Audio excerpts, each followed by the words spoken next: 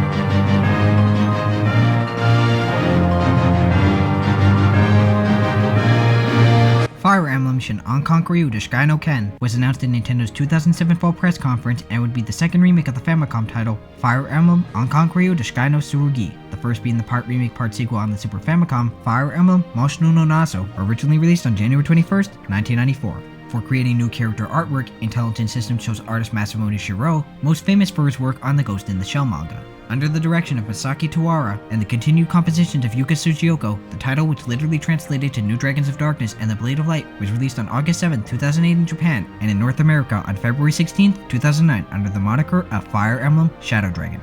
It would be the last Fire Emblem title to be released globally for 4 years, and would ironically tell the first tale the series had ever told.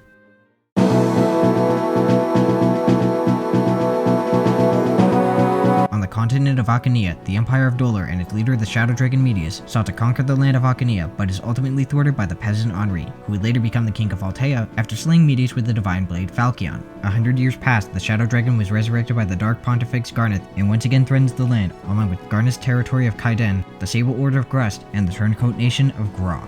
Marth, the last known descendant of Henri, and a handful of knights and friends travel across the land of Akania to liberate the conquered kingdom of Altea from the Empire, and retrieve the Falchion from Garneth in order to put an end to Medius as his ancestor Henri did decades before him. Fire Emblem Shadow Dragon added in several prologue chapters that showed how Marth escaped the downfall of his kingdom and the tragedy that befell the House of Altea as Gra betrayed them on the battlefield, portraying a much more tragic painting of the Prince of a Fallen Land.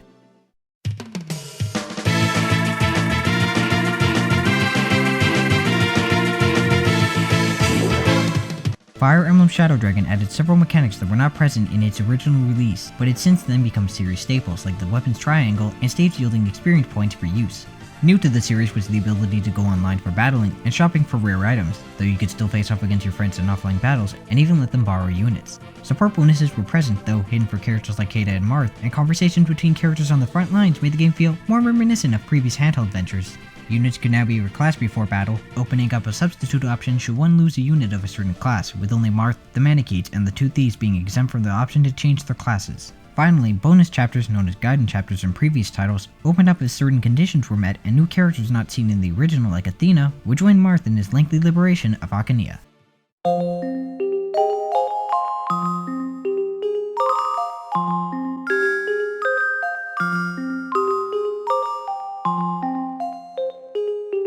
Minor changes were given to Shadow Dragon's characters upon release, with Navarre and Rad becoming Myrmidons, and several characters changing their names from previous localization efforts, like Aguma being changed to Agma and Shida to Keita.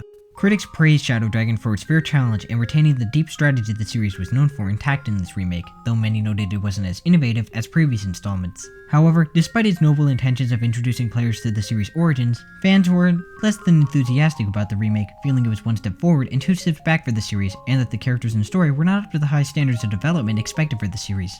Once again, sales figures for the series failed to reach the 1 million mark, with only 560,000 copies sold worldwide, 270,000 which was from Japan, the only time a globally released Fire Emblem title has ever outsold its North American counterpart, with 250,000 copies in North American territory.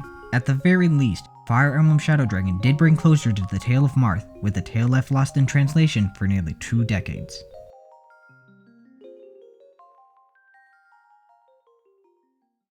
And thus we come to the final entry in the series, Fire Emblem Shadow Dragon. Now I know a lot of you are probably expecting me to rip this game apart because it's a remake, and oh, I hate remakes. Well, first off, I don't actually hate remakes, I just hate when developers don't take the remakes and decide to do something different with them, or add anything significant to the game to make me buy them again. And, obviously, like most of you, I never played the original Fire Emblem Shadow Dragon, or as it was called, Fire Emblem Dragon of Darkness and the Sword of Light. The game is given remarkable upgrades from the original, including bonus chapters that flesh out the character of Marth, though I will admit that the story is nowhere near as good as the later games. It's not as confusing as, say, Final Fantasy or Dragon Quest, and it does hold up as a classic story of just saving a princess and the world. The game is of course updated, and some of them were kind of necessary, like the weapons triangle and the support conversations. Well, okay, the support conversations actually aren't there, but the bonuses are, they're just hidden. The online component is fun. It's certainly an improvement from the Game Boy Advance title's multiplayer, though it is really annoying when you face a team of level 20 with all the stats maxed out and you just know that the person is cheating. Really, I don't have too much to say about it that's good or bad. The remake makes it feel like a fresh new game and not a 20-year-old title. And while people will say that it's one step forward and 2 steps back, were you expecting a remake of all things to be the next evolution of the Fire Emblem series? This game is a classic, there's no denying that. However, my one complaint that I have is with the graphics. Make no mistake, the game doesn't look bad, but it does not look at all like a Fire Emblem game. The characters look like they're from Fire Emblem, but the graphics with the characters on the map, as well as the actual character movements in battle, could have been a lot better. Or, actually had faces. I mean, the DS wasn't a huge powerhouse, but it had some beautiful 2D games, and the Game Boy Advance titles looked amazing for their time. Oh well. At the end of the day, what you're getting out of this game is a classic, and you're getting the classic tale of Marth, the character who brought the series over with his appearance in Super Smash Bros. Melee. Is this game revolutionary? No. Is this the best Fire Emblem game? No. But for a remake of a 20-year-old game, it's done remarkably well, and the core gameplay still holds up. If you've ever wanted to know about the Blue Swordsman from Melee, then you might as well give this game a shot. Fire Emblem Shadow Dragon is truly enlightening. Now, if only we could get that other DS game, which was in itself a remake of a remake that was actually a sequel, Moshino no Nasa,